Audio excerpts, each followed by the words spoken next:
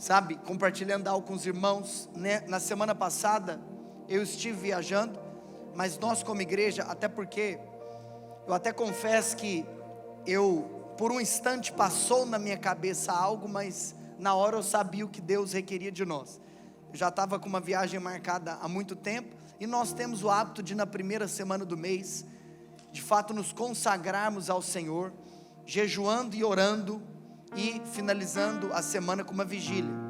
Eu não estava aqui, mas alguns irmãos sustentaram o testemunho da oração. Eu resolvi não cancelar, mesmo não estando, porque eu não quero que seja um evento, até mesmo que dependa da minha pessoa. Eu quero que de fato seja um hábito.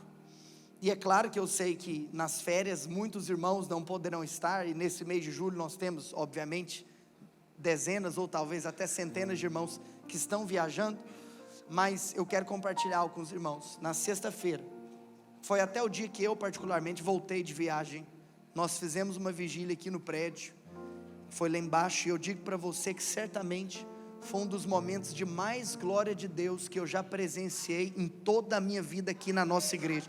Quem estava aqui sexta-feira e testifica disso?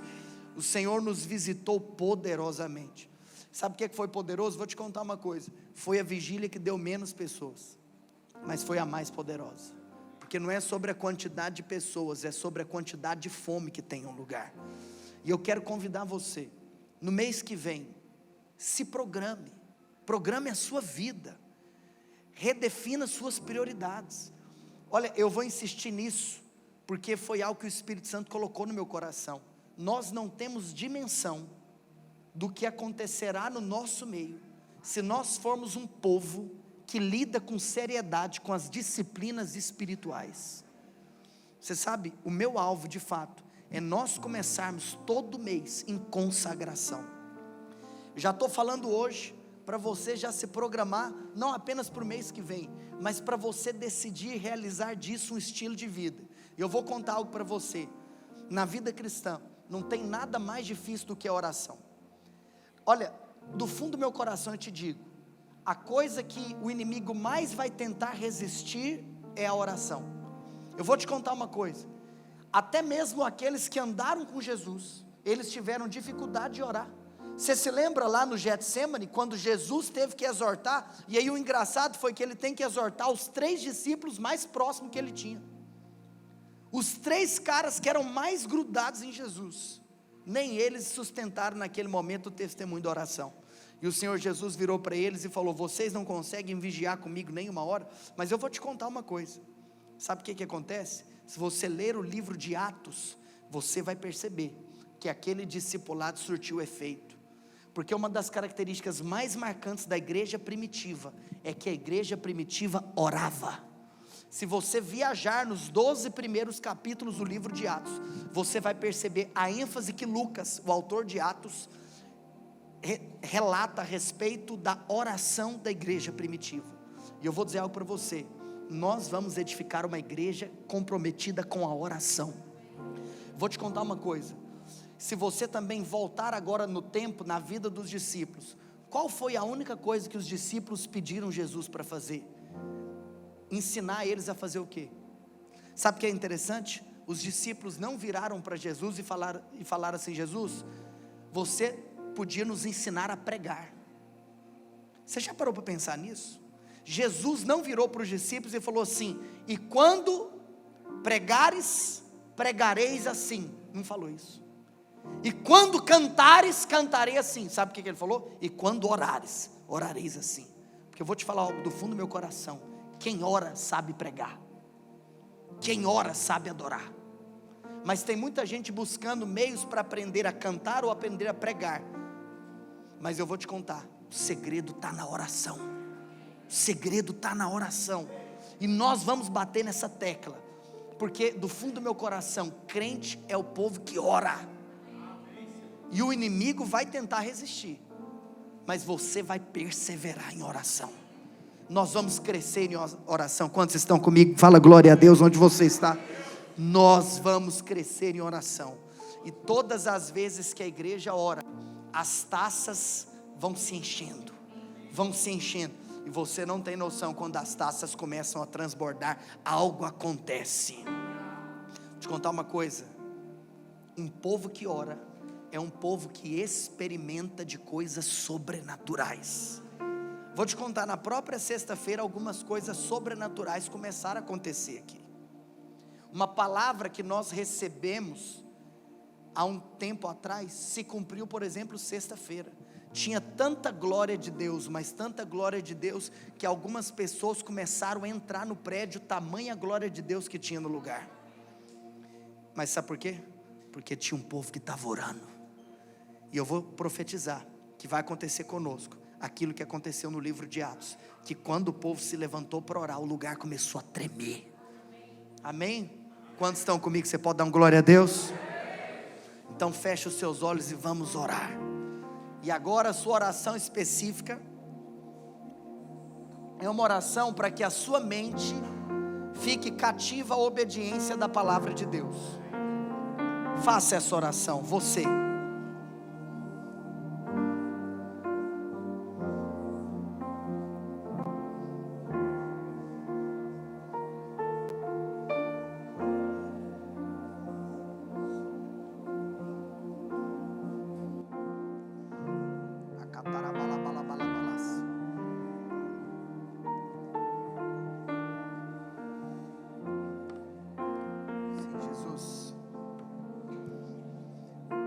Coloca as mãos no seu coração, diga assim: o meu coração é aberto para receber a palavra de Deus. Coloca as mãos sobre a sua cabeça e diga assim: a minha mente é cativa à obediência da palavra de Deus. Diga assim: nós profetizamos, erga suas mãos para os céus, revelação, instrução, edificação, educação, exortação, inspiração, proclamação, em nome de Jesus. Você pode aplaudir o nome do Senhor Jesus?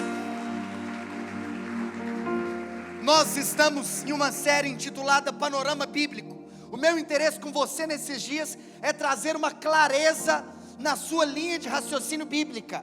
É muito importante que você venha comigo nessa série. Eu quero te dar um conselho, eu falo isso do fundo do meu coração. Se porventura você perdeu uma das outras duas palavras ministradas nos 2 últimos domingos, entre no nosso canal e as ouça. É muito importante, talvez até mesmo depois que nós finalizarmos a série, que você ouça, talvez separe um dia para você ouvir essas palavras em ordem, das quais eu estou ministrando aqui. Eu vou ficar nesse tema, provavelmente esse culto e o culto de domingo que vem também. Eu sei que muitos estão viajando e eu até recomendo que você converse com pessoas que estão viajando na nossa comunidade, que ouçam essas palavras depois. Por quê? Porque eu tenho dito que tudo que está sendo ministrado nesses dias é de fato uma estruturação, uma base para que você tenha clareza a respeito da linha de raciocínio da Bíblia, porque para o resto da nossa vida nós vamos chegar aqui todo domingo, vamos pedir para que você abra a sua Bíblia e nós vamos contar uma história para você.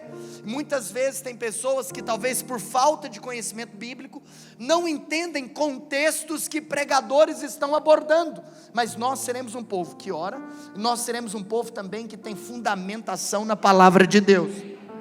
Olha aqui para mim.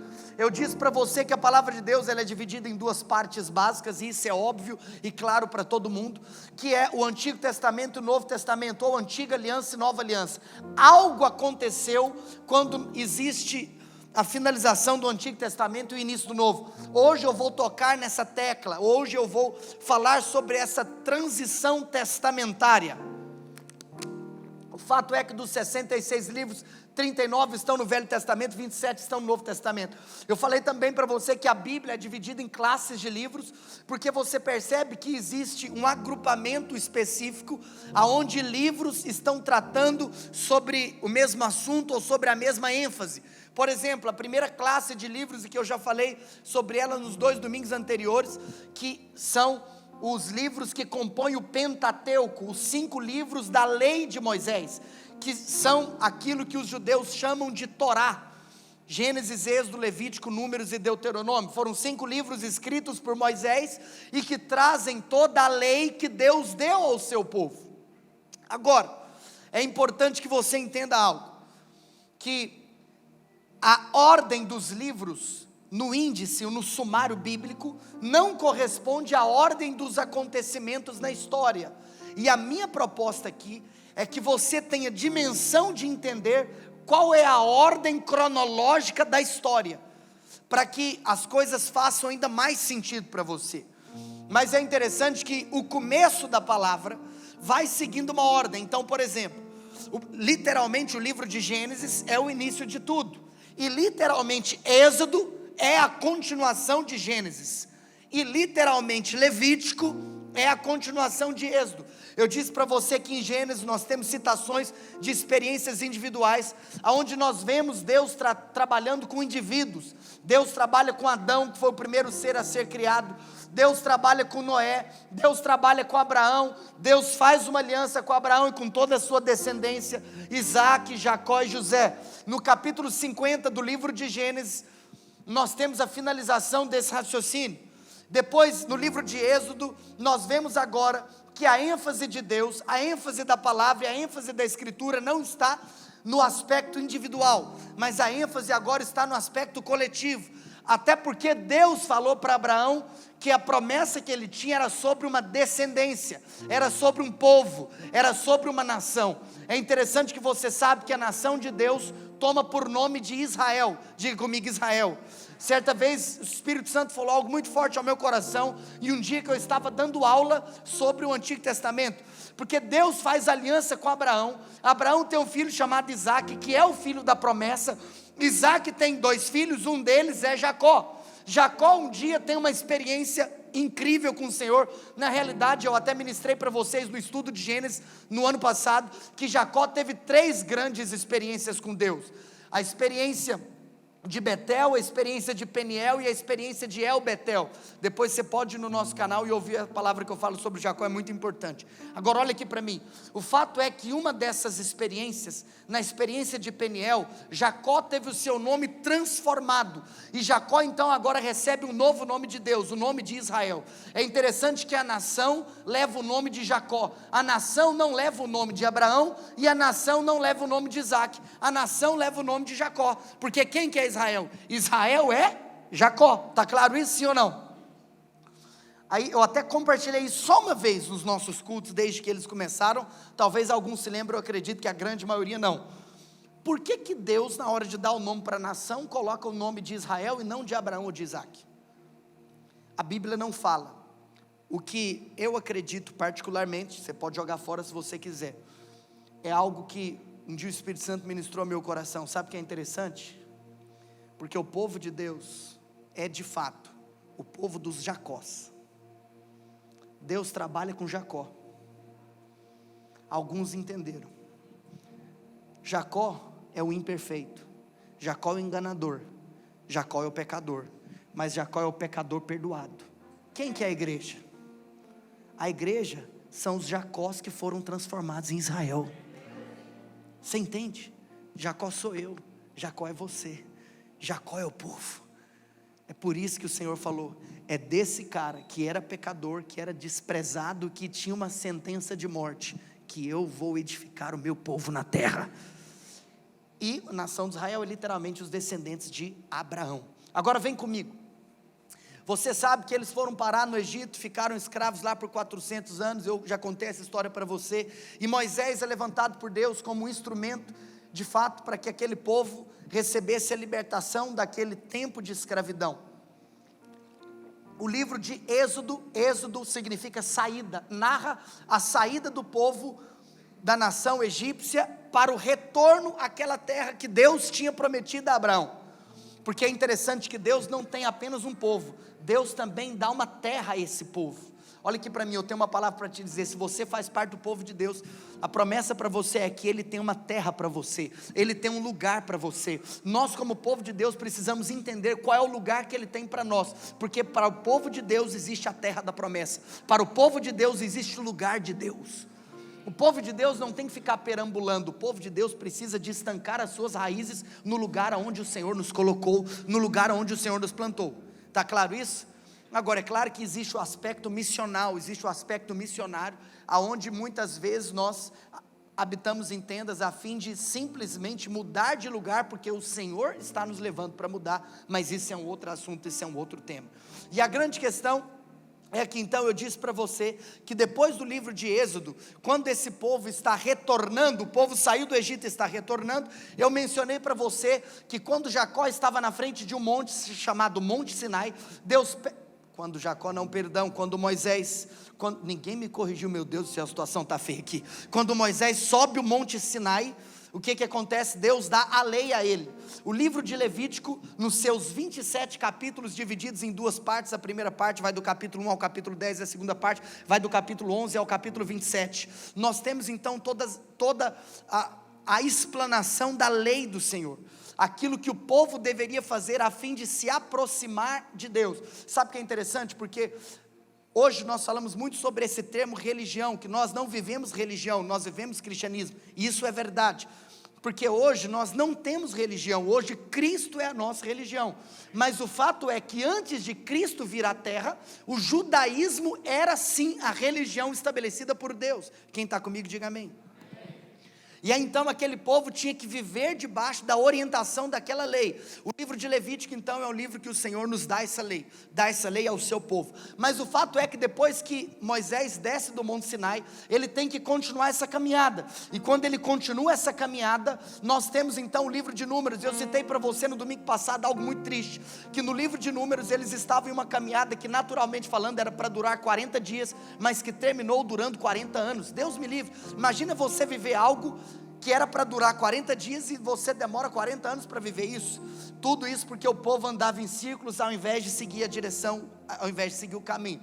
Nós vamos estudar Números no segundo semestre, que nós já entramos nele por sinal. Você vai perceber que uma das características desse povo, enquanto andava em círculos, era que o povo reclamava o tempo todo, o povo murmurava, porque na vida todas as vezes que você reclama ou murmura, você não avança, todas as vezes que você reclama ou murmura, você fica andando em círculos, porque você não pode ter nada que você não abençoa, você nunca vai herdar aquilo que você critica, você nunca vai herdar aquilo que você não honra, você nunca vai herdar aquilo que você não profetiza. Sabe o que é interessante? Porque por mais que você está diante de uma situação terrível, você tem que ter olhos de fé, independente da circunstância. Quando Jesus viu 5 pães e 2 peixes, em detrimento a uma multidão de milhares de pessoas, Jesus não murmurou o fato de que alguém pudesse imaginar que alguma coisa pudesse ser feita com 5 pães e 2 peixes, mas pelo contrário, Jesus enxergou aquilo que Deus estava fazendo, aquilo que o Pai, e é por isso que ele conversa com o Pai, porque falou, já sei, se André está trazendo esse menininho que está com 5 pães e 2 peixes, é porque eu estou vendo uma movimentação do mundo espiritual,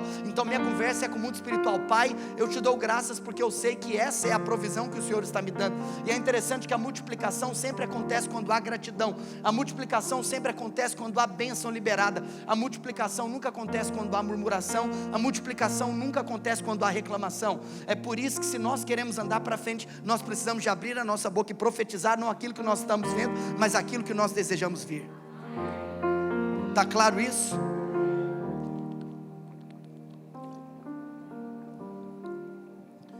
Mas o fato é, que eu disse para você que no livro de Deuteronômio, nós temos então os 3 grandes discursos de Moisés. Então vem comigo, esse é o primeiro momento, até agora eu estou na recapitulação, previously, deixa quieto, anteriormente, olha aqui para mim, até agora eu estou na recapitulação, agora eu vou entrar no ponto que eu quero, porque eu sei onde eu parei na semana passada. Vem comigo. A primeira vez que a Bíblia não segue uma ordem cronológica no seu índice é na transição dos livros aqui de Números para Deuteronômio. Na realidade alguém poderia dizer também que a continuação de Números é Êxodo, e está certo, porque em Levítico o povo estava parado no Monte Sinai. Então olha só, você tem Gênesis, você tem Êxodo, você tem Levítico. Levítico não é a continuação, entre aspas, que o povo está parado, o povo volta a andar, livro de Números. Deuteronômio não é a continuação de Números. Deuteronômio é um resumo de tudo que está para trás. Nos 3 grandes discursos de Moisés, nós temos um resumo de toda a lei, todos os princípios espirituais descritos em Deuteronômio, é de fato uma lembrança de algo que Deus já havia falado anteriormente, mas que Deus gostaria que o povo de fato entendesse que aquilo precisaria ser inculcado na cabeça deles. É muito interessante porque muitas vezes nós temos aquela dimensão, sempre que existe alguém que vai querer nos dizer algo que teoricamente nós já sabemos, e talvez existe uma indisposição de você ouvir algo entre aspas repetido, mas a palavra de Deus mesmo reservou um livro de todo o Pentateuco apenas para repetir a lei, porque nós precisamos entender que quando nós ouvimos algo mais de uma vez, aquilo vai entrando e vai nos relembrando aquilo que nós nunca deveríamos ter esquecido. Precisamos ter esse coração, um coração de relembrar, um coração de ter disposição de ouvir coisas que nós já sabemos, porque quando você tem disposição de ouvir coisas que você já sabe, em outras palavras você está dizendo, eu não estou aqui para ouvir aquilo que eu queria ouvir, eu estou aqui para ouvir aquilo que eu preciso ouvir. E muitas vezes nós precisamos de ouvir coisas que nós já sabemos, e todas as vezes que Deus levanta alguém para falar algo para você, que você já sabe, talvez é porque você não está vivendo aquilo que você sabe. E o problema é quando o homem quer viver no campo da teoria, no campo do conhecimento, mas não quer ver no campo da prática. Você tem que entender isso no seu coração, cara. Em Deuteronômio então Moisés rebobina a fita, e Moisés então fala toda a lei de novo, mas o fato é que o livro de Josué é a continuação do livro de Números, porque lá em Josué então, aquele povo vai herdar a terra prometida. Eu disse para vocês que o Senhor já ministrou no meu coração, que em algum momento nesse ano também, eu quero ministrar uma palavra para você, contando o motivo que Moisés não entrou na terra prometida. Moisés apenas viu a terra prometida, mas Moisés não entrou, mas o fato é que então depois da morte de Moisés, Deus levanta Josué. Eu falei para você muito na semana passada sobre esse aspecto de que Josué era o grande discípulo de Moisés, de que Josué era aquele cara que estava lá de fora da tenda, quando Moisés orava ao Senhor, quando Moisés via Deus face a face, Josué estava do lado de fora, em outras palavras dizendo, cara, eu quero viver aquilo que o meu líder vive, eu quero viver aquilo que o meu discipulador vive, porque eu sei que esse é o caminho do Senhor. Deus então levanta Josué para assumir o legado de Moisés. Quando Deus levanta Josué, e agora nós estamos no livro de Josué, nós temos então as batalhas. Por quê? Porque aquela terra havia sido ocupada, até porque o povo ficou fora dela por 440 anos aproximadamente. Então agora nós temos nações estrangeiras que haviam ocupado aquela terra, e Deus vira para Josué e para o seu povo e diz, é para vocês possuírem aquilo que é seu. Você sabe, nós precisamos ter a dimensão de nunca querer lutar por algo que não é nosso, mas de sempre não nos ausentar de uma batalha que é nossa. Você sabe que uma das tolices da vida de alguém é querer lutar uma guerra que não é sua, mas uma das covardias também é quando você não se posiciona naquilo que Deus já falou que é seu. Isso é muito importante, nós precisamos que isso entre no nosso coração nessa noite. Quem está comigo diz amém. A grande questão então é que agora o pau vai quebrar, e Josué vai liderar então o povo para vencer essas batalhas. Talvez a batalha mais famosa que está descrita no livro de Josué é a batalha de Jericó. Você lembra da história que eles rodearam? Quem lembra dessa história que eles rodearam a cidade de Jericó? E glória a Deus e aleluia, amém. Você vê que a Bíblia é cheia de história muito louca, dá vontade de pregar sobre a Bíblia inteira, meu Deus do céu. A grande questão então é que agora o povo vence a batalha, e agora o povo ocupa. E aqui eu quero falar alguns detalhes que eu não mencionei no domingo passado. Eu quero muito da sua atenção, porque embora no domingo passado eu falei um pouquinho a mais, agora eu quero vir preenchendo com riquezas de detalhes de algumas coisas que eu acredito ser importantes. Quando o povo venceu a batalha, na realidade, quando o povo venceu as batalhas ali na terra prometida, aconteceu uma coisa. Lembra que Isaac gerou Jacó, e lembra que Jacó teve vários filhos? Quem se lembra que Jacó teve vários filhos? Existem os 12 filhos famosos e etc e tal, e aquela coisa toda. E aí entra um aspecto que eu acredito que, por estarmos tratando sobre o panorama bíblico, é muito importante que você saiba disso. Porque nós temos um termo repetidas vezes no Antigo Testamento, que são as tribos. Lembra disso? A tribo de Judá, a tribo de Efraim, a tribo de Ruben, a tribo de Dan, a tribo de Zebulon, a tribo de Issacar, a tribo de Naftali. Quantos se lembram disso? Algumas pessoas perguntam, pastor, as tribos da nação são literalmente os filhos de Israel? Muitos respondem prontamente que sim, mas eu responderia que quase. Por quê? Porque um dos filhos, José, não tem tribo. Você não vê tribo de José, está claro sim ou não? Você não vê. Então as tribos nada mais são do que os 11 filhos de Jacó e 2 netos, porque a parte que era de José foi dividida em 2 filhos de José, Manassés e Efraim. Então quando você tem a tribo de Manassés e a tribo de Efraim, qual a diferença de Manassés e Efraim para os demais que deram nome a tribos? Porque Manassés e Efraim não são filhos de Jacó, de Israel, são netos, porque eles são filhos de José. Quem está comigo diz amém. Os outros 11 são filhos. Aí eu te faço uma pergunta: por que que todas as vezes quando nós vemos a menção da quantidade de tribos, nós sempre mencionamos a quantidade de 12 tribos, sim ou não? Sim ou não? Mas agora vem comigo, se das 12 tribos, 11 são filhos de José, 11 são filhos de Jacó, 2 são filhos de José, 11 mais 2 é igual a, parabéns, vocês estão estudando, olha aqui para mim. Então aonde que vem o termo que são 12 tribos e não 13? Porque aqui tem um ponto muito importante. Quando o povo, de fato, firma suas estacas na terra prometida, Deus então orienta que Josué fizesse algo, que ele dividisse a terra, para que cada tribo ficasse com uma porção da terra. Os estudiosos bíblicos mencionam esse termo de a partilha da terra. Partilha nada mais é do que uma divisão. A terra então está sendo partilhada, está sendo dividida. Nesse momento, nós temos então 13 pessoas, 13 tribos que vão receber uma parte da terra. Mas o grande ponto é que teve uma tribo que Deus deu uma orientação diferente. Para uma tribo Deus falou: eu não quero que você tenha herança em terra. Qual tribo é essa? É a tribo de Levi. E eu sei que você já ouviu a expressão os levitas. Quem já ouviu a expressão os levitas? Quem são os levitas? Os levitas são os descendentes de Levi. Sabe o que aconteceu? Na hora de partilhar, na hora de dividir a terra, Deus orientou para que Levi não ficasse com nenhum pedaço de terra. Por isso que quando você ouve a expressão 12 tribos de Israel, é como se, entre aspas, está excluindo a tribo de Levi. Por quê? Porque a tribo de Levi não recebeu porção de herança em terra. Quem está comigo diz amém. Agora a pergunta é: por que que a tribo de Levi não recebeu um pedaço de terra? Porque a tribo de Levi foi separada por Deus para viver simplesmente ministrando a Ele. Então Deus virou para Levi e falou assim: Levi, eu quero que você entenda algo. A sua herança não será um pedaço de terra. Eu sou a sua herança. Deus reservou uma tribo para viver para a glória dele. Então, por quê? Presta atenção. Aqueles camaradas que tinham ali um pedaço de terra, o que que eles tinham que fazer? Eles tinham que cuidar da terra. Eles tinham que, de fato, cara, o trabalho ali estava envolvido com a terra. O sustento estava diretamente ligado à terra. A provisão alimentícia, o suprimento, estava completamente ligado à terra.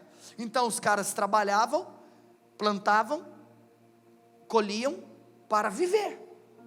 Agora, a tribo de Levi não era para se envolver nesse ofício natural, nesse ofício terreno.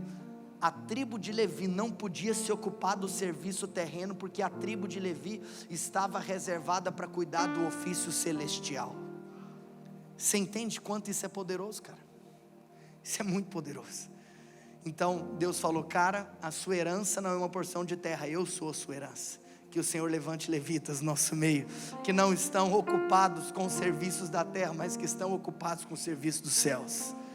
Isso é muito poderoso.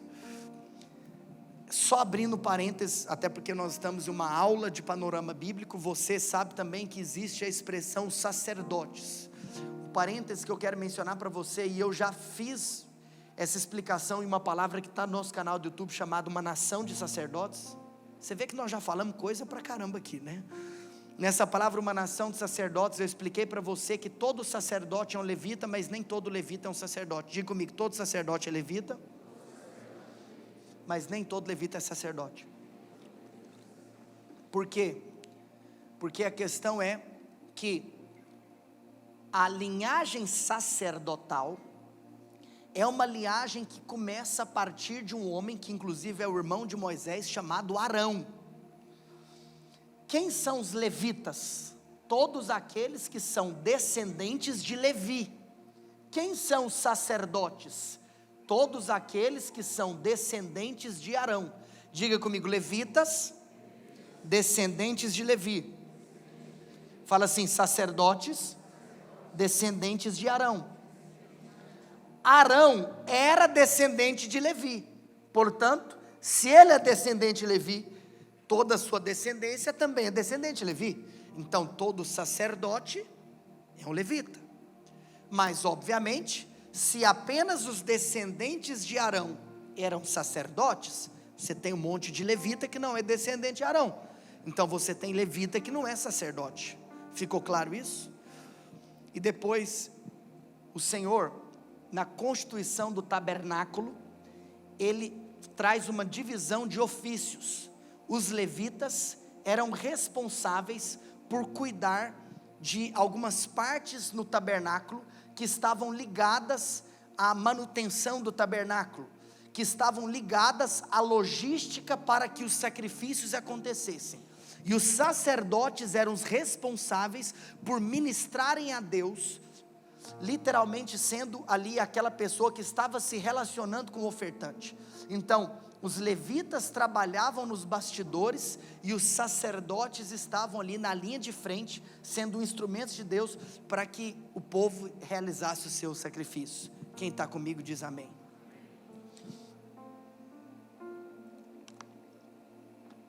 Ah, pastor, por que você está falando isso? Porque essa é a minha história, essa é a sua história. Nós somos o povo de Deus na terra. Mas o fato é que então, nós temos essa partilha da terra. E agora eu volto para algo que eu mencionei na semana passada, que depois da morte de Josué, nós temos algo trágico. Depois da morte de Josué, nós não temos aquilo que aconteceu depois da morte de Moisés. Porque depois que Moisés morreu, Josué era um discípulo de Moisés. Mas agora, Josué não deixa um discípulo para continuar a sua obra. Você sabe que isso precisa queimar no nosso coração. Porque muitas pessoas acreditam que os maiores feitos que elas realizam são aqueles que elas fazem com as suas próprias mãos. Quando na realidade a sua longevidade ministerial não está ligada com aquilo que você mesmo faz, mas está ligado com aqueles que vieram depois de você, continuando aquilo que você começou. Isso precisa queimar no nosso coração. Sabe qual que é a maior tragédia de um ministro de Deus? É que quando ele não deixa um discípulo, quando ele não deixa um legado, a obra dele está vinculada à sua pessoa. Mas nós precisamos de entender que nós temos um dever multigeracional. Nós precisamos que pessoas continuem aquilo que nós estamos começando. Nós não podemos cometer o erro que Josué cometeu. Nós precisamos de investir naqueles que estão diante de nós. Nós precisamos de ter discípulos que vão acreditar naquilo que nós acreditamos. Olha aqui para mim, eu preciso de falar algo do fundo do meu coração. Um verdadeiro discípulo é aquele que acredita naquilo que aquele que Deus colocou sobre a sua vida está fazendo. Nós não podemos brincar em ser discípulo. Olha, eu preciso de dizer algo para você. Nós temos que ter duas clarezas muito grandes no processo de edificação da igreja. A primeira clareza é que a nossa comunidade de fé não é a totalidade do corpo de Cristo. E é por isso que nós precisamos de lidar com muita tranquilidade com temas como uma pessoa sair da igreja, etc. Por quê? Sabe o que é interessante? Se você perceber, todo mundo era povo de Deus, mas o povo de Deus tinha um monte de tribo. Então tem muita gente que também quer viver aquele ideal de que, tipo assim, infelizmente, e até eu preciso de abrir esse parênteses aqui na palavra para gerar edificação e instrução na nossa igreja. Existem linhas teológicas e denominacionais que acreditam que só pode ter uma igreja, no sentido de uma placa na cidade. Só que é engraçado que essa galera, eu não vou mencionar o nome, essa galera que acredita nisso, isso aqui já é uma história de séculos. Aí eles falam que a verdadeira igreja é eles, e tudo que não é eles não é igreja. Então, misericórdia. Isso na realidade é uma heresia. Isso vem de séculos, enfim, aonde infelizmente seguidores de um homem que nem entenderam o coração daquele cara, de muitos anos atrás. Nós temos a ciência de que o povo é dividido em tribos. O povo é dividido em tribos. Então, ou seja, tem uma galera que é de uma tribo, tem uma galera que é de outra tribo, e tudo é o povo de Deus. Está claro isso? Mas, dentro da nossa tribo, dentro do nosso contexto, dentro da nossa parte, nós precisamos ser discípulos. E discípulo é aquele que está indo para onde o mestre está indo, é aquele que está querendo apontar para onde de fato o Espírito Santo está movendo aquela turma para ir embora. E é uma tragédia quando nós não temos discípulos, porque quando você não tem discípulo, a sua visão morre. Quem são os discípulos? São aqueles que estão dispostos a dar a vida por aquela visão. Está claro isso? Família, e eu disse para você então que quando esse momento trágico acontece, nós temos então, infelizmente, aquele momento na história, aonde o povo fica sem referência espiritual. Quando o povo fica sem referência espiritual, o povo acaba se desviando dos caminhos do Senhor. E é nesse momento que na semana passada eu mencionei para você que acontece o livro de Juízes. Por quê? Porque nesse momento sem referência espiritual, Deus então começa a levantar juízes. Quem são os juízes? Eram pessoas que eram enviadas da parte de Deus para trazer uma mensagem de arrependimento à nação, porque se a nação estava sem referência, a nação acabava se desviando, e aí nesse momento Deus levantava aquelas pessoas que iam falar na vida do povo, para de fato trazer o povo para se arrepender. E eu falei para você na semana passada daquela atividade cíclica que acontecia, que o povo se arrependia e voltava para os caminhos do Senhor, e nesse momento eles voltavam a ser bem-sucedidos naquilo que estava proposto. Mas infelizmente depois esse povo relaxava de novo, e aí nesse momento de relaxamento espiritual, eles eram atacados, naturalmente falando, por nações vizinhas, e acabavam perdendo a batalha. E naquele desespero todo, Deus levantava um outro juiz para trazer uma mensagem de arrependimento, e aquela coisa continuou indo. Tudo isso porque o povo não tinha referência. É por isso que eu digo para você algo: a vida cristã não é feita para você ser vivido, para você vivê-la de maneira sozinha. Você precisa ter referências. Mas é claro, lembra daquilo que o apóstolo Paulo falou: sede meus imitadores como eu sou de... Ou seja, porque no final nós estamos imitando Cristo. Referências para nós são aqueles que estão imitando Cristo. Se tem alguém imitando Cristo, ele é uma referência para mim. Ele deixa de ser referência para mim se ele não está mais imitando Cristo. Amém? Está claro isso? Beleza. Aí o fato é que nesse contexto, eu disse para você que o livro de Ruth não é uma continuação do livro de Juízes, que o livro de Ruth é uma história que acontece no tempo dos juízes. Mas depois nós entramos no primeiro livro do profeta Samuel. Foi aqui que eu finalizei na semana passada, porque eu disse algo para você. Eu disse para você que aquele povo pede algo inusitado para Deus. O que aquele povo pediu? Aquele povo pediu um rei. Só que até então, o regime político que era vivido era de teocracia. Era o próprio Deus quem governava o povo. Mas aquele povo que era governado pelo próprio Deus, agora desejava ser governado por um homem. Isso é algo trágico. Mas sabemos da história que Deus atende o pedido, e Deus então concede um rei àquele povo. E eu disse para você na semana passada que o primeiro rei é o rei Saul. Saul era um homem de Deus, e nós já ministramos aqui nesse semestre uma série de 3 palavras falando a respeito da vida de Saul. Quantos se lembram disso? Saul começou muito bem, mas infelizmente ele acabou se perdendo por alguns motivos que nós já compartilhamos anteriormente. E o fato é que quando então Saul perde o trono, mas você sabe que Saul acaba morrendo, e obviamente é nesse contexto, até mesmo de finalização de vida, que existe a transição do trono. Deus levanta Davi. Deus levanta Davi legalmente, porque Davi havia se casado com Mical, filha de Saul, e aí muita gente acaba se perdendo nisso, e isso é algo que a gente sempre repete, que Davi assumiu o trono de maneira legal, porque Davi havia se tornado genro de Saul, e depois que Davi morreu, depois que Saul morreu, os filhos homens de Saul também morreram. E o fato é que como Mical era a filha mulher mais velha e ela era casada, então Davi tinha legalmente direito sobre o trono. E aqui nós temos então esse momento na história do reinado de Davi. O reinado de Davi foi um reinado maravilhoso, e no reinado de Davi nós temos a promessa que Deus deu. Qual a promessa? De que o reinado de Davi não teria fim. Por que o reinado de Davi não teria fim? Porque Davi foi aquele que da sua descendência viu o Messias nascer. Eu tinha aberto, projeta para mim de novo, Mateus capítulo 1, verso 1. O Novo Testamento começa citando citando Abraão e Davi. Diga assim, o Novo Testamento começa citando Abraão e Davi. Olha aqui, livro da genealogia de Jesus Cristo. Primeiro lugar, filho de Davi. Segundo lugar, filho de Abraão. Ou seja, para descrever que as duas promessas que foram feitas anteriormente, elas se cumpriram. Que Abraão, ele viu da sua descendência o Messias nascer, e é claro que ele não viu naturalmente falando, que ele já tinha morrido há muito tempo, e também Davi viu isso acontecer. Por que que o trono de Davi não tem fim?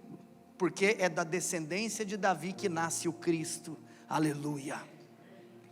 O fato é que Davi foi o maior rei da história da nação de Israel, e de Davi nós temos 1 milhão de coisas maravilhosas para compartilhar sobre. Como nosso intuito aqui é trazer um panorama, nós vamos seguir viagem. Depois de Davi, então, quem assume o trono? O seu filho, Salomão. Glória a Deus. Tem criança que sabe, glória a Deus, aprendam com ela. Olha aqui para mim, Salomão foi um cara excepcional. Você sabe que Salomão começou muito bem, até porque Deus havia dito para Salomão que ele pudesse pedir aquilo que ele quisesse, que o Senhor iria concedê-lo.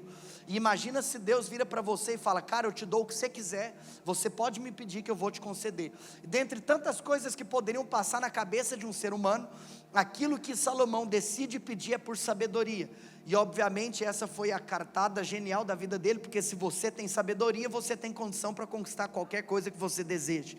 E aí então Salomão pede sabedoria, e Deus concede a Salomão sabedoria, e Salomão é super bem sucedido naquilo que ele estava sendo de fato desafiado para viver. E Salomão então, de uma maneira maravilhosa, ele continua o legado do seu pai Davi, mas infelizmente Salomão acabou pisando na bola.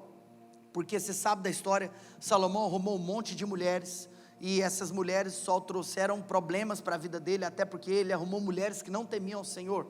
E então tem toda a história desse caminho de perdição de Salomão. Mas para finalizar comentários a respeito da vida de Salomão, eu acredito que Salomão terminou bem. Por quê? Porque, por exemplo, no final da vida Salomão se arrepende, e Salomão escreve o livro de Eclesiastes. O livro de Eclesiastes foram as últimas palavras de Salomão. O livro de Eclesiastes é um livro fantástico, é um livro poderoso e é um livro profundo. O livro de Eclesiastes é tão profundo que para mim, por exemplo, tem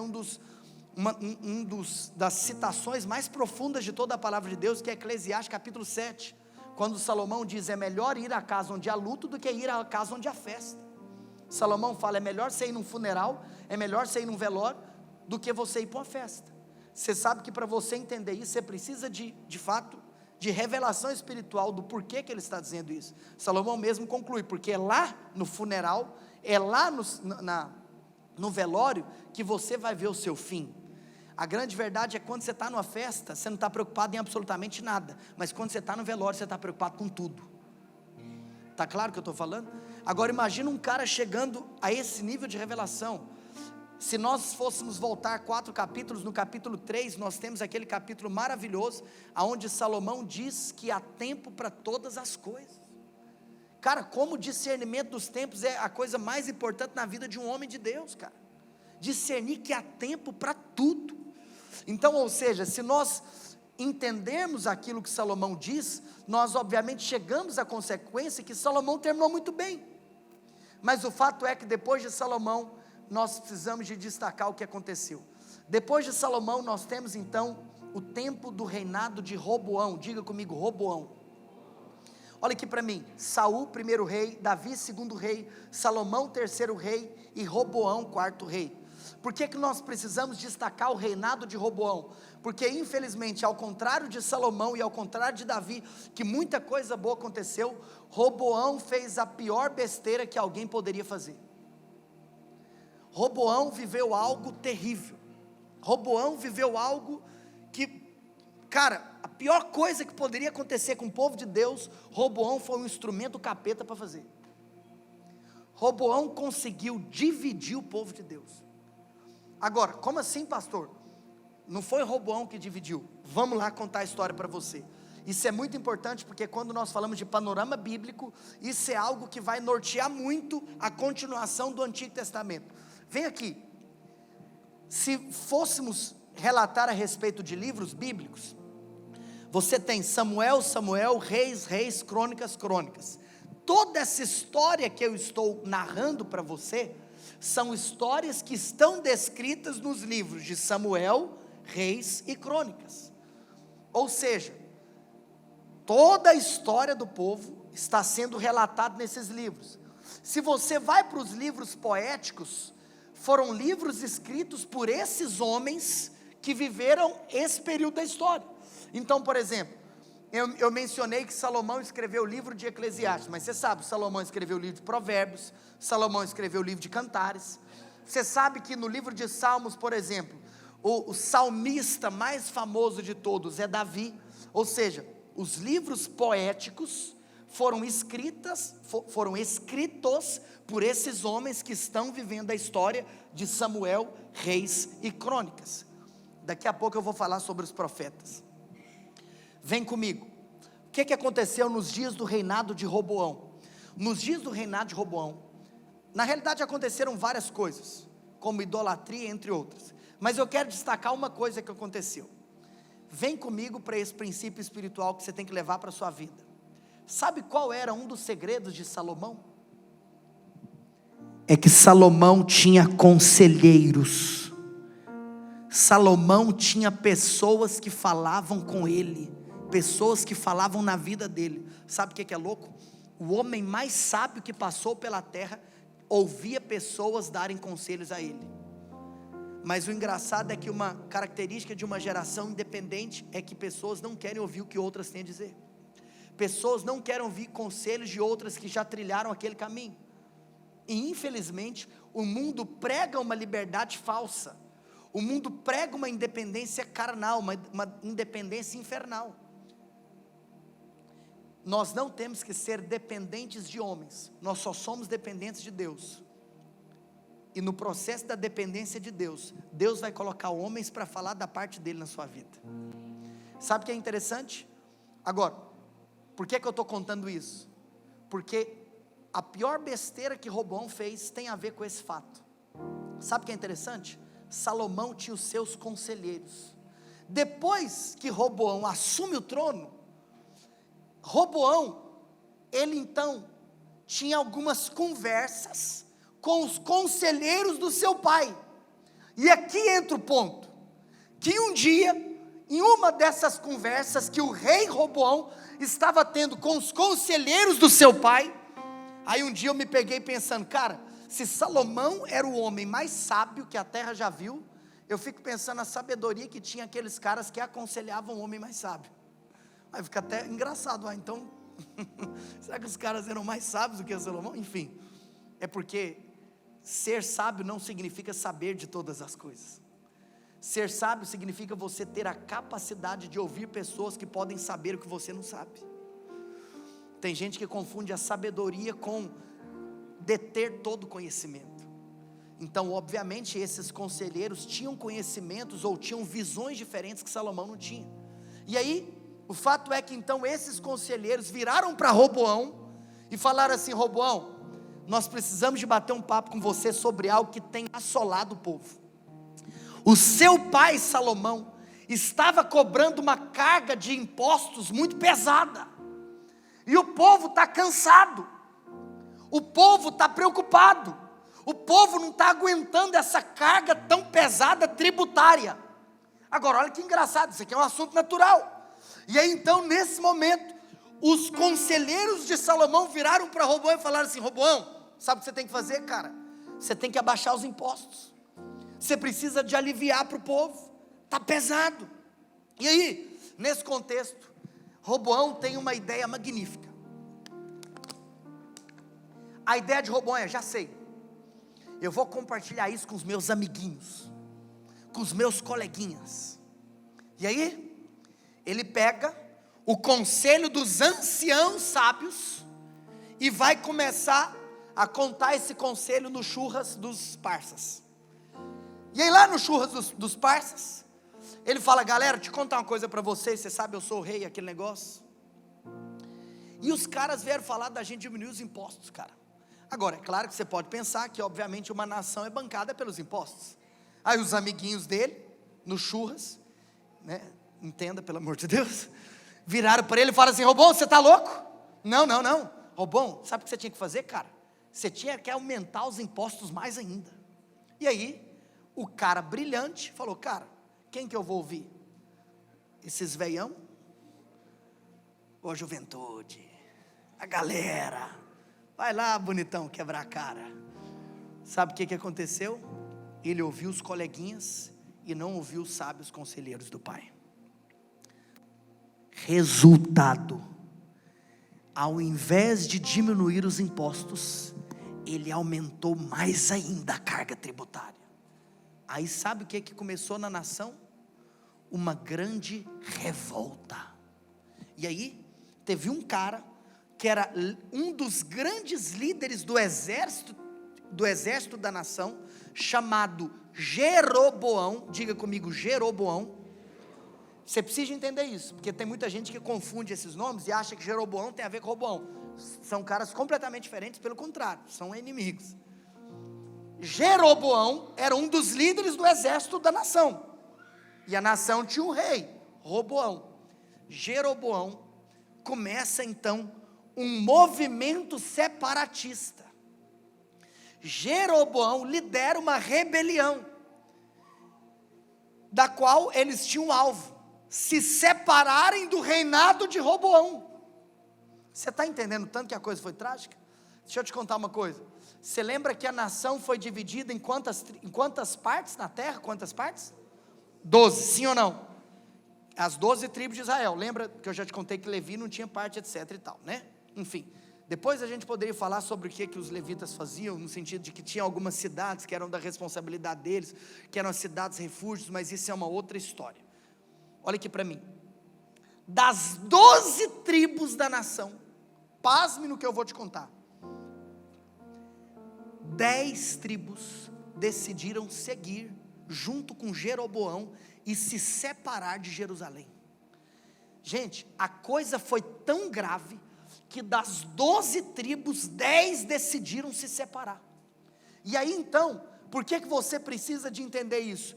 Porque agora na palavra de Deus, você vai ver essas terminologias o tempo todo, que a Bíblia chama de o reino do norte e o reino do sul, ou tem uma outra terminologia bíblica que é Israel e Judá. E aí, olha aqui para mim, Israel era o nome da nação inteira, sim ou não? Quem está comigo? Israel era o nome da nação inteira. Como as 10 tribos posicionadas ao norte quiseram independência, aí você para pensar, cara, de 10 tribos contra 2, então é mais fácil essas 10 tribos levarem o nome da nação, afinal é a esmagadora maioria da nação. Então, depois da divisão da nação de Israel, quando você continua lendo o Antigo Testamento, todas as vezes, antes de unificar tudo novamente, muito tempo depois, que você vê a menção de Israel, se refere àquilo que os estudiosos chamam de o reino do norte, as 10 tribos que se separaram do reinado de Jerusalém. Aí, quem são as 2 tribos que ficaram então? É a tribo de Judá, tá claro isso? Que é a maior das tribos, e a outra tribo que era a menor das tribos. E olha que engraçado, como você tem uma tribo que é a maior e outra tribo que é a menor, então a maior tribo, literalmente das 12 ficou a maior e a menor. Sabe o que é interessante? Abra para mim 1 Samuel capítulo 9, te contar uma curiosidade. 1 Samuel 9 fala assim, havia um homem de Benjamim, cujo nome era Quis, filho de Abiel, filho de Zeror, filho de Becorate, filho de Afias, benjamita, homem de bens. Verso 2, tinha ele um filho cujo nome era Saul. Volto para o verso 1, te contar. Sabe qual era a outra tribo que ficou junto com Judá? A tribo de Benjamim. Olha que interessante, a tribo de Judá era a maior das tribos, a tribo de Benjamim era a menor das tribos, mas a tribo de Benjamim tinha moral. Por que ela tinha moral? Porque o primeiro rei da história era um benjamita, está claro isso? Então a tribo de Benjamim, pode tirar, foi só uma curiosidadezinha, a tribo de Benjamim e a tribo de Judá compunham então o reino do sul, ou quando você lê na palavra apenas o nome Judá.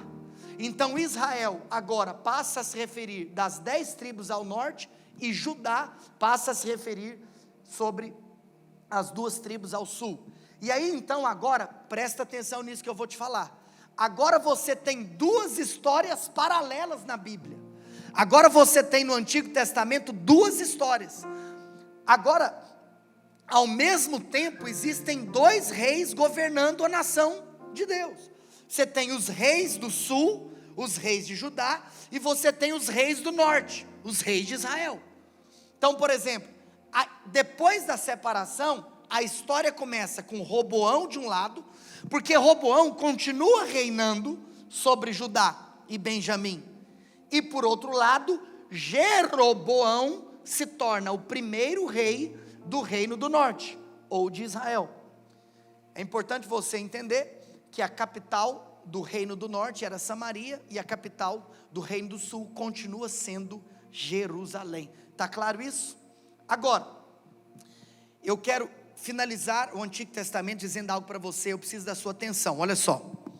Dentro desse contexto agora, a palavra de Deus vai continuar essas 2 histórias. Então, quando você está lá em Reis e Crônicas, você está lendo sobre as histórias dos reis do sul, de Judá, e as histórias dos reis do norte, de Israel. Aí, eu gostaria de enfatizar um outro momento chave na história do povo de Deus. Eu quero muito que você grave o que eu vou te falar agora. Uma nação dividida é uma nação enfraquecida. Diga comigo assim: um povo dividido é um povo enfraquecido. Cara, sabe o que eu acho fantástico da palavra de Deus? Que por um lado eu estou aqui dando uma aula de história, da história da Bíblia. Mas deixa eu te contar algo. A história, ela é completamente preenchida por princípios. Então, se nós queremos, por exemplo, edificar um povo forte, nós precisamos ser um povo unido.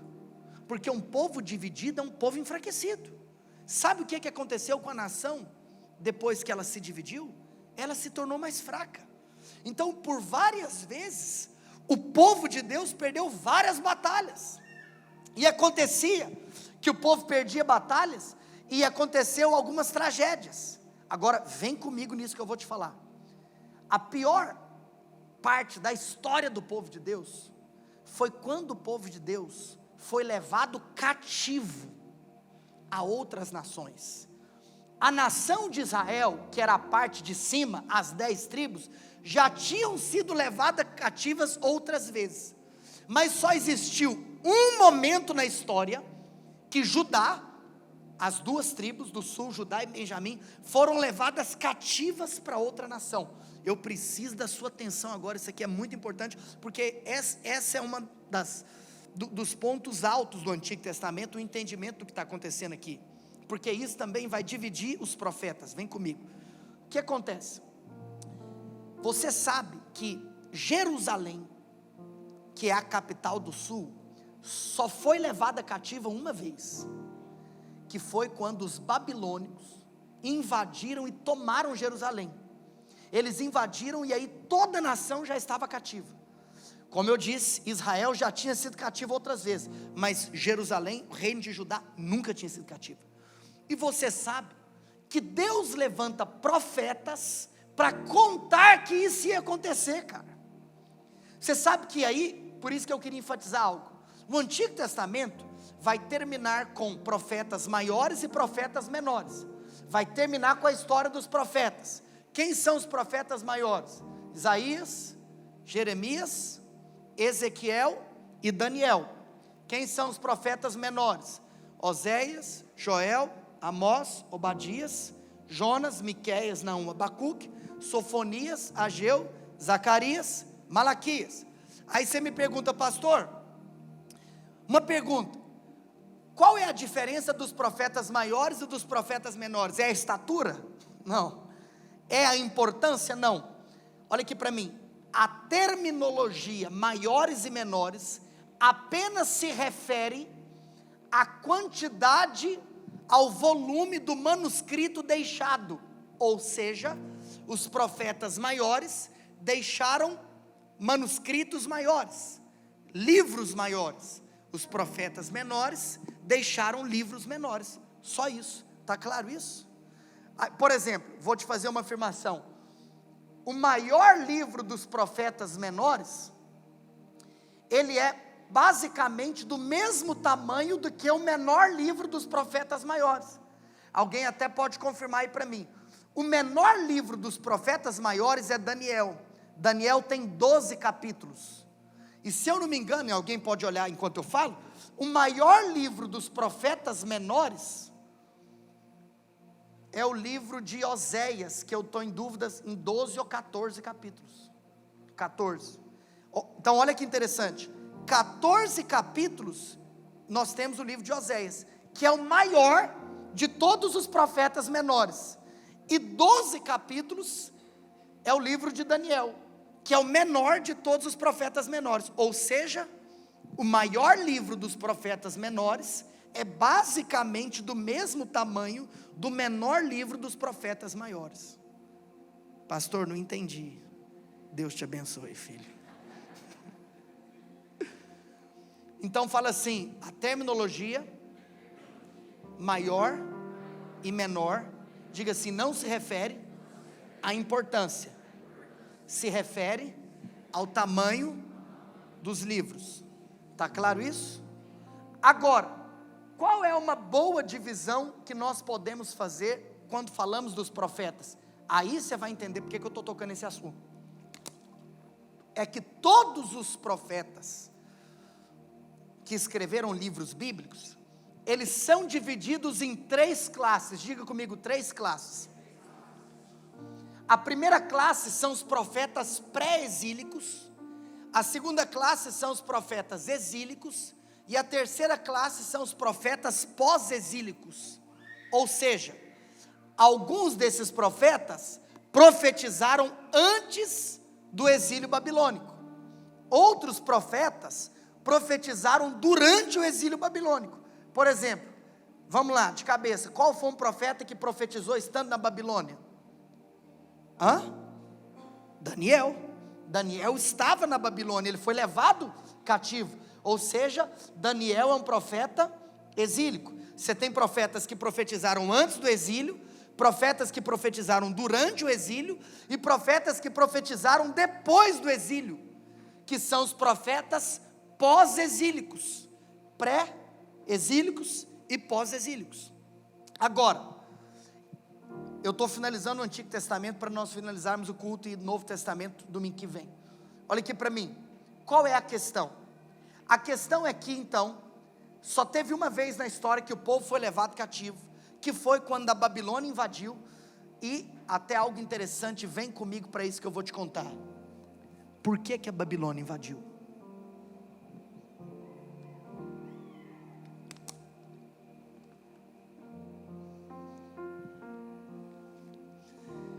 Isso aqui eu não tinha notado para falar, mas eu senti um desejo de falar isso aqui agora. Depois alguém pode até confirmar, para eu não errar o nome do rei, que eu não tinha notado para falar isso. Sabe o que aconteceu um dia? Teve um dia que um rei ficou doente. O nome dele era Ezequias. Depois alguém confirma se é Ezequias mesmo. Ouça o que eu vou te contar agora.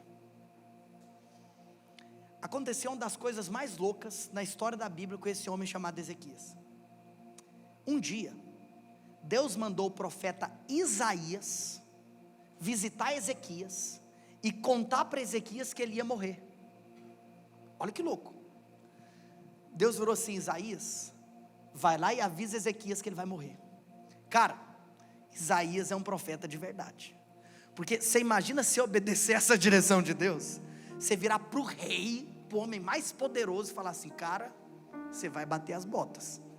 Não é uma notícia muito agradável, mas Isaías era obediente. Isaías foi lá, teve uma conversa com Ezequias e falou: Ezequias, você vai morrer. Aí pega o que aconteceu. Isaías entrega a palavra, e o que Isaías faz? Volta para casa. No meio do caminho, Ezequias, que tinha recebido essa notícia maravilhosa, ele ora: oh Senhor, o Senhor podia tanto me dar mais um tempinho de vida. Oh Senhor, eu queria ficar aqui mais um pouquinho. Como diz o outro, Ezequias não teve a revelação que o apóstolo Paulo teve, né? Que morrer é a melhor parte, né? O apóstolo Paulo fala que morrer porque o viver mas o morrer Ezequias não entendeu isso? Ah, pastor, é porque o apóstolo Paulo ainda, deixa quieto. Ezequias não entendeu isso? E Ezequias pede para Deus mais uns aninhos.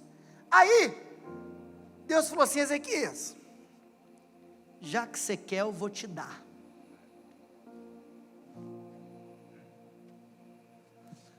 Deixa eu te ensinar um princípio de vida. É melhor você querer o que Deus quer e não o que você quer.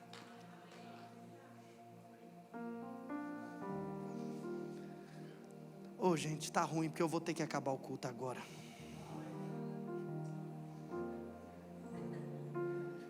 Você vai ter que me aguentar. Tem gente que fala: por que esse irmão falou para ele continuar? Meu estômago está gritando. Eu quero aquela pizza de calabresa. Eu quero ir no dogão. Quem está com fome, dá um glória a Deus aí. Mas eu amo pregar para quem está com fome, você acredita? Só para te ensinar que você tem que ter mais fome pela palavra de Deus do que pelo pão que te alimenta. Aleluia. Nós vamos hoje até 10 horas da noite. Mas tem hipócrita dando risada aqui, que meu Deus do céu. Faz assim, o time de adoração pode subir, para a gente parecer que está acabando. Mas está acabando mesmo. Você me dá 10 minutos? Quem não quiser pode ir também. Está tudo bem. Gente, olha o que eu vou te contar agora. Ezequias falou: Senhor, é para dar uma acordada em quem estava pensando contra mim. Senhor, eu não quero morrer, mas eu disse para você, cara, é melhor você querer aquilo que Deus quer do que aquilo que você mesmo deseja para a sua vida. É melhor você desejar o que Deus quer. Ezequias pediu algo contrário do que Deus tinha mandado falar que ia acontecer. Olha, eu vou te contar uma coisa: tem alguns momentos da sua vida que Deus vai deixar você viver o que você quer, mas só saiba de uma coisa: não era o que Ele queria que você vivesse. Por que eu estou batendo nesse ponto? Porque Ezequias foi um rei fantástico, mas as duas piores coisas que poderiam acontecer, aconteceu, sabe quando? Nos 15 anos que ele viveu a mais, daquele momento que não era para ele estar vivendo mais. E para finalizar essa história, aconteceu uma coisa engraçada. Quando Ezequias pediu para Deus dar para ele mais um tantinho de tempo, lembra que eu te falei que Isaías estava voltando para casa? Agora você vai ver o que é profeta de verdade. Antes de chegar em casa, Deus virou para Isaías, falou assim: Isaías, volta para conversar com Ezequias de novo, porque enquanto você estava voltando, ele fez uma oração, ele me pediu mais tempo e eu vou dar. Então agora volta e fala que a oração dele foi respondida e que ele não vai morrer mais não. Agora, por que eu estou te falando isso? Será que você teria disposição de Isaías, de depois ter que profetizar algo que aparentemente era contrário a algo que você tinha acabado de profetizar? Talvez alguém poderia pensar: ô Senhor, agora o Senhor está de pegadinha comigo. O que o cara vai achar? Vai achar que eu sou um profeta meio tigela, vai. Eu viro para o cara e falo: mano, eis que te digo, diz o Senhor, tu vai morrer. Eis que te digo, não eu, diz o Senhor, compra o caixão. Agora eu viro para ele e falo assim: ó, agora, eis que te digo, diz o Senhor, vai morrer, mas não, pode vender o caixão. Em outras palavras, o que ele vai achar, Senhor? Isaías é profeta raiz, Isaías não é profeta Nutella. Se Deus mandou falar que vai morrer, eu vou falar que vai morrer. Se Deus mandou falar que vai morrer, mas não, eu vou falar que não vai morrer, mas não. Mesmo que alguém pode achar que isso pareça ser contraditório, meu compromisso é falar aquilo que Deus me manda falar, não falar aquilo que aparentemente é mais lógico de ser falado. Olha aqui para mim. E aí então Isaías volta e fala para ele: cara, Deus então respondeu a sua oração, que eu nem sabia que você está fazendo, porque eu estava voltando para minha casa, mas você não vai morrer mais. Quais foram as duas coisas trágicas que aconteceram nos 15 anos que Ezequias viveu o tempo que não era para ele viver? Em primeiro lugar, Ezequias teve um filho, nesse último tempo da vida dele, ai credo. Ezequias gerou um filho chamado Manassés. Manassés foi o pior rei da história do povo de Deus. O pior rei da história do povo de Deus foi gerado por um cara que foi um dos melhores reis que o povo de Deus teve. Ezequias foi um dos melhores reis. Mas olha aqui para mim, Ezequias gerou Manassés no tempo que não era para ele estar vivendo. Porque infelizmente, todas as vezes que você quer algo que Deus não quer, você pode acabar fazendo besteira. Quem está entendendo os princípios que eu estou compartilhando aqui? Tem crente aqui, meu Deus do céu? Faz barulho onde você está, por favor. Aleluia. Olha aqui para mim, vem cá. Isso, eu quero os instrumentos fazendo barulho. É barulho, barulho, barulho, barulho.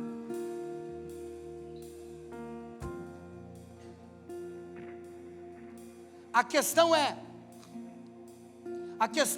vem comigo. Manassés foi o pior rei, foi gerado nesse tempo. Mas eu falei para você que teve duas coisas trágicas que aconteceu durante os 15 anos que Ezequias viveu, que não era para ter vivido. Qual é a questão? E o que é que isso tem a ver com aquela ordem que eu estava citando? Agora eu vou encaixar todas as peças do tabuleiro para nós irmos comer a pizza e o pit dog e aquelas coisas todas. Olha aqui para mim. Lembra que Ezequias ia morrer? Sim ou não? Agora vem a pergunta: por que Ezequias ia morrer? Porque ele estava doente.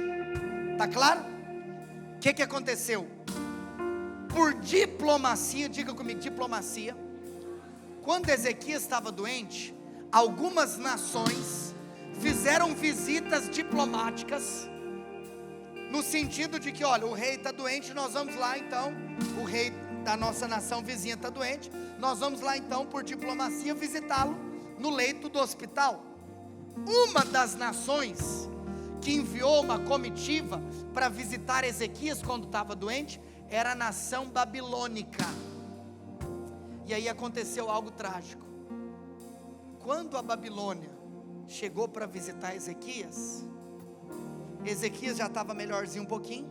Ezequias virou para os babilônicos e falou assim: tive uma ideia, eu quero fazer um tour com você, e nesse tour eu vou te mostrar aquilo que nós temos. Sabe o que está escrito que Ezequias fez? Que Ezequias abriu os tesouros para os babilônicos verem. Deixa eu contar uma coisa, você tem que aprender, filho. Cuidado para quem que você abre os seus tesouros. Cuidado para quem você abre os seus tesouros. Você tem que entender que tem tesouro que Deus te dá, mas Ele não te dá para você mostrar. O problema é que nós estamos em uma geração que todo mundo acha que tem que mostrar tesouro. Tesouro não se mostra, tesouro se cuida.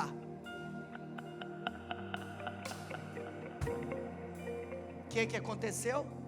Os babilônicos viram os tesouros. Aí você já entendeu, né? Começaram a desejar aquilo que não era seu. Cuidado, cuidado. Tem muita gente que às vezes vai falar da esposa, vai falar da vida íntima. Cuidado, cuidado. Cuidado, cuidado com a maneira que você fala de algumas coisas, para não despertar outras em outras pessoas. Agora vem aqui.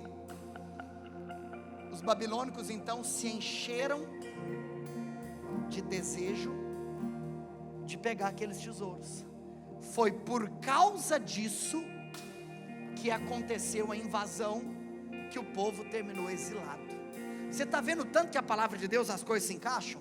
Mas agora eu vou te falar a última coisa. Por que Deus permitiu que o povo babilônico tivesse êxito na batalha? Isso aqui é a revelação que eu vou te contar. Por que Deus permitiu que a nação fosse capturada e fosse levada cativa? Tem uma explicação bíblica para isso. Deixa eu contar uma coisa.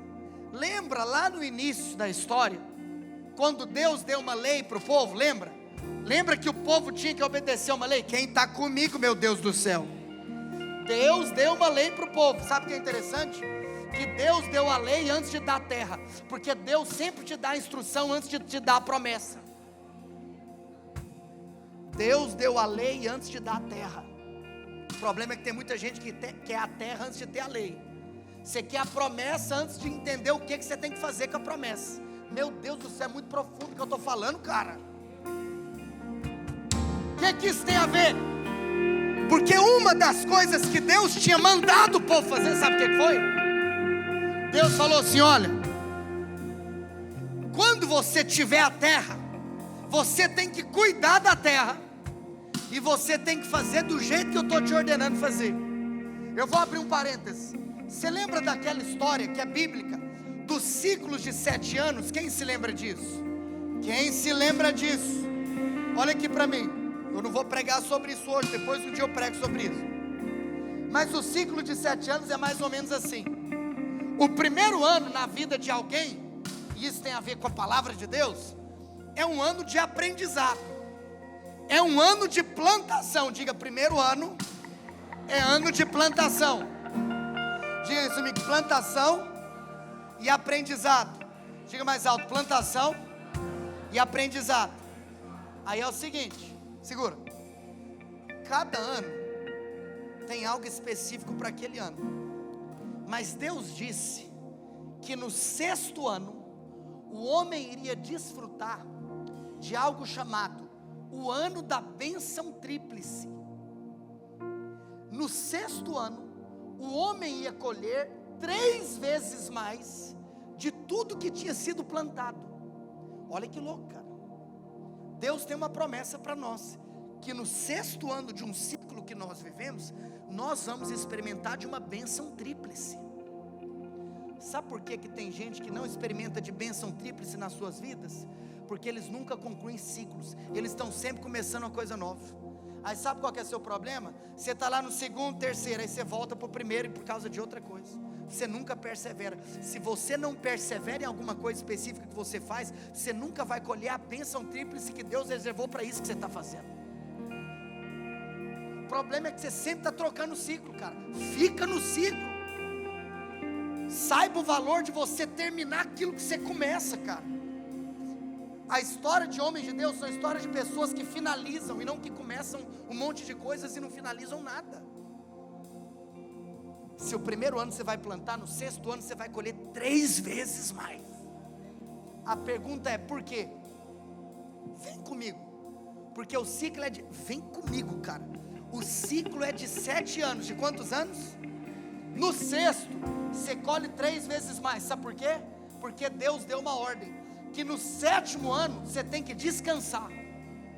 No 7º ano, o homem não podia plantar na terra. Sabe por quê? Olha aqui para mim. Porque o homem tinha que descansar e a terra tinha que descansar. Agora vem aqui. 6º ano, recebi a bênção tríplice. 7º ano, descansa. O 8º ano, se o ciclo é de 7, o que significa o 8º ano? O primeiro ano de um novo ciclo. O 8º, por isso que o número 8 na palavra de Deus simboliza também ressurreição ou novos começos. O 3 significa ressurreição, mas o 8 também significa um ressurgimento, porque o 8º ano é o primeiro ano de um novo ciclo. Agora olha aqui, se no primeiro ano eu te contei que é o ano de plantação, então vem comigo. Se no 7º você descansa e não pode plantar, e no 8 você volta a plantar, você sabe que você nunca colhe na hora que você planta, sim ou não? Então no 8º ano ou no primeiro do novo ciclo, você vai comer o quê? Olha para mim. Por isso que Deus dá no 6º a bênção tríplice, porque a bênção tríplice é para você entender o que você faz com ela. Tem muita gente que quando recebe a bênção tríplice, vai lá e gasta a bênção tríplice inteira.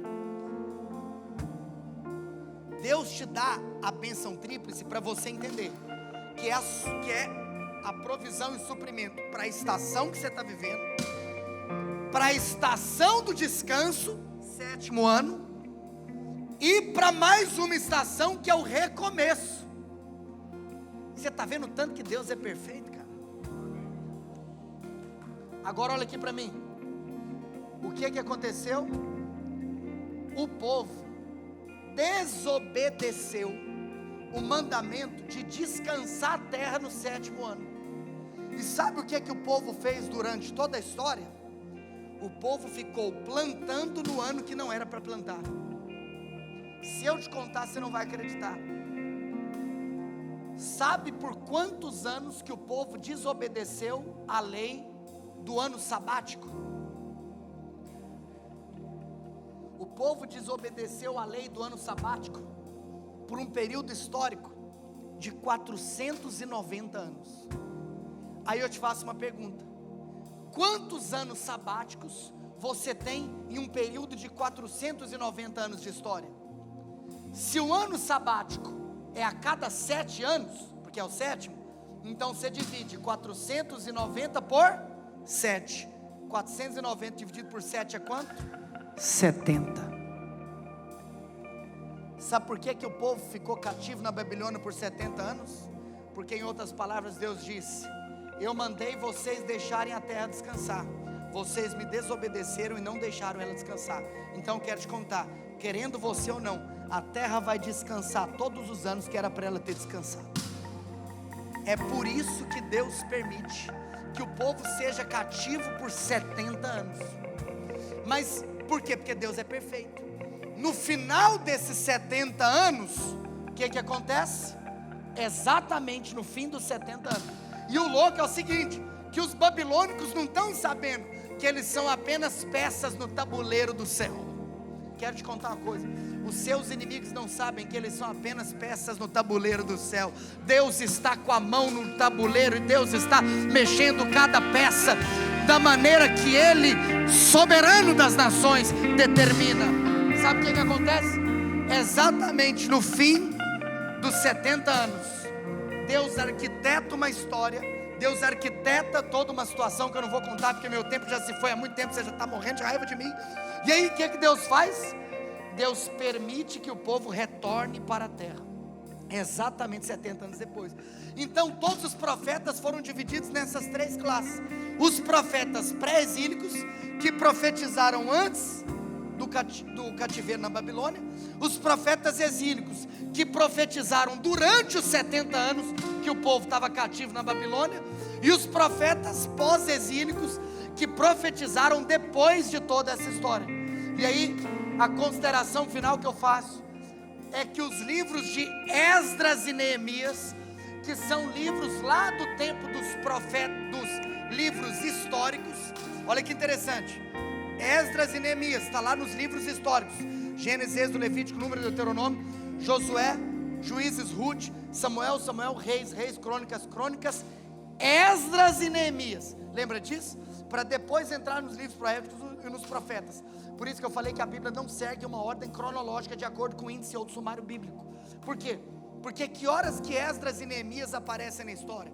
Esdras e Neemias são livros que retratam justamente a volta do povo do cativeiro babilônico à nação, à terra de Israel. Ou seja, Esdras e Neemias são contemporâneos aos profetas pós-exílicos, final do exílio e início dessa nova era depois do exílio babilônico. Esdras e Neemias foram os homens que Deus levantou para reconstruir a nação. Sabe o que é interessante? Todas as vezes que o povo se perde, Deus também levanta aqueles que vão reconstruir a nação. Sabe o que eu acredito? Que nós estamos vivendo uma geração, sabe por quê? Tem muita gente perdida, mas Deus está levantando os seus Esdras e Neemias. Deus está levantando aqueles que vão reconstruir os muros. Eu quero profetizar que nessa noite Deus vai chamar homens e mulheres para o ministério de reconstrução, de reestabelecimento dos muros, de reestabelecimento da lei do Senhor, de reestabelecimento da vontade de Deus. Se você quer ser como Esdras e Neemias, fique em pé onde você está. Oh Espírito Santo de Deus, olha aqui para mim. Eu te peço perdão por ter passado o horário, mas você já me conhece, então você já me perdoa 70 vezes 7, aleluia. Olha aqui para mim. Depois dessa história, tem o ponto final do Antigo Testamento. Sabe o que é interessante? Que Malaquias, diga comigo, Malaquias, que quando você abre na Bíblia, é literalmente o último livro. Na história cronológica, Malaquias também é o último livro do Antigo Testamento. Malaquias foi um profeta pós-exílico. E Malaquias foi o último profeta do Antigo Testamento. E Malaquias é a última história cronológica do Antigo Testamento. Domingo que vem é o capítulo final da nossa série. E eu vou te contar que houve um período na história que foi chamada de o silêncio de Deus. Porque por 400 anos Deus ficou sem levantar nenhum profeta no seu povo. Por 400 anos Deus não falou com o seu povo. Mas eu vou te contar uma coisa: 400 anos depois de Malaquias, nasce um homem de uma mulher chamada Isabel. O nome dele era João Batista. E Deus levanta esse profeta. E Deus levanta esse profeta para anunciar uma mensagem. Sabe qual que é a mensagem de João Batista? Eis que está vindo ele. Ele está vindo. Sabe o que eu quero te contar uma coisa? Que o Espírito Santo falou no meu coração é o seguinte: que ele vai levantar quatro tipos de pessoas aqui hoje. Ele vai levantar Isaías, que são homens que não têm medo de falar o que tem que ser falado. Durante a palavra eu mencionei isso. Ele vai levantar também Esdras e Neemias, que são homens que estão dispostos a trabalhar com Deus na reconstrução da moral e da lei do povo. Mas ele vai também levantar nessa noite João Batista. Sabe por quê? João Batista disse que ele viria, e ele veio. Sabe quem são os João Batistas agora da nova aliança? São aqueles que estão dizendo: ele vai voltar. E eu vou te contar uma coisa: se o primeiro João Batista viu com seus próprios olhos, eu quero profetizar que os segundos João Batistas também vão ver com os seus próprios olhos. Erga suas mãos para os céus. Sim, Senhor. Enquanto os instrumentos vão ministrar ao Senhor, eu quero fazer uma oração por você.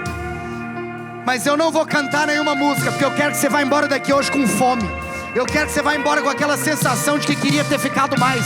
Eu quero que você vá embora com aquela sensação de que Deus quer tirar a sua fome natural, e Deus quer colocar em você uma fome espiritual. Deus quer colocar em você uma fome pelas coisas dele. Deus quer colocar em você uma fome por avivamento. Deus quer colocar em você uma fome por reforma. Deus quer colocar em você uma fome por continuar aquilo que ele começa. Senhor, que o Senhor levante homens e mulheres apaixonados pela tua palavra, homens e mulheres que têm fome da tua palavra, homens e mulheres que amam a tua palavra, homens e mulheres que sairão por aquela porta e irão anunciar que o Rei está voltando. Que Deus abençoe você, que Ele aumente na sua vida a fome e a sede por Ele, pelo relacionamento com Ele e pela palavra dEle. Deus abençoe você em nome de Jesus.